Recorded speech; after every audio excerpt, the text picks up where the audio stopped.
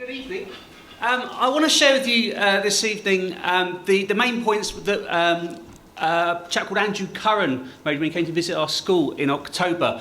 He's a paediatric neurologist from Alderhay Hospital, and he had a great training session. And this is what I took away from it. I think it's such an important message that I want to share with as many people, as many teachers as possible. Our brain there, in the middle we've got the amygdala, so I'm sure you know that's the reptilian part of our brain, and it either goes fight or it goes run away. One of those two things, all right, nothing else. And that's what we started with when we were in the swamp, in the plankton swamp. Then, as we evolved, the limbic system evolved because we realised it wasn't a good idea to start attacking your own mother, and so we had this emotional intelligence develop in the limbic system, and that developed. And then we started creating wheels, lighting fires, creating language, and so we have our cognitive part of our brain over the top. Now that's the part we focus on as teachers, isn't it? Because we have two brain cells, creates a link between them in that bit there. But that will only happen if there's a certain chemical called dopamine is linking those two brain cells together. And if there's too much dopamine, then there's a sudden rush of information and it's all too much and you can shut down through stress. Or if there's not enough, it doesn't get through. So it's got to be just the right amount of dopamine. But the part of the brain that controls the dopamine is the limbic system, is the emotional brain. Also, your cognitive self is constantly trying to repress your amygdala, saying, no, shut up, I don't want to attack her, I fancy her, just shut up, all right?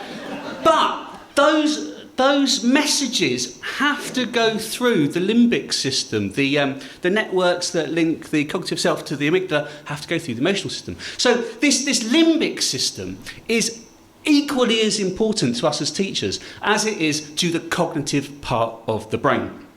So, what we need to do as teachers, I think, as importantly as developing the curriculum and all of that, is we need to make sure, as Lindsay was saying, that we need to make sure that we understand these children. They need to feel understood.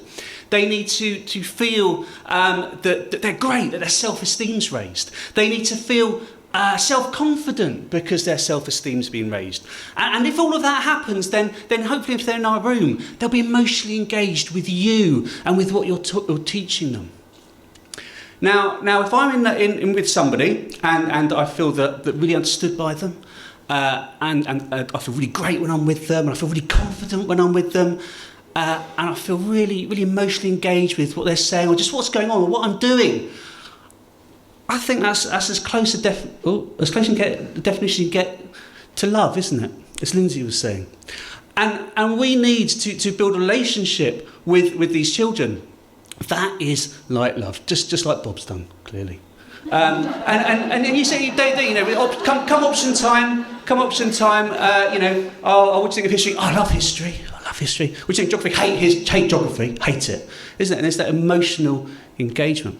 So when we're turning out to our lessons and we're thinking, oh, I've got reports to do, oh my God, I don't have to do that. Oh, why don't you just tuck your bloody shirt in? Oh, sorry. Why don't you just tuck your bloody shirt in, all that, and you turn up to your class and then you're walking in, are you the type of person that these kids are going to want to love?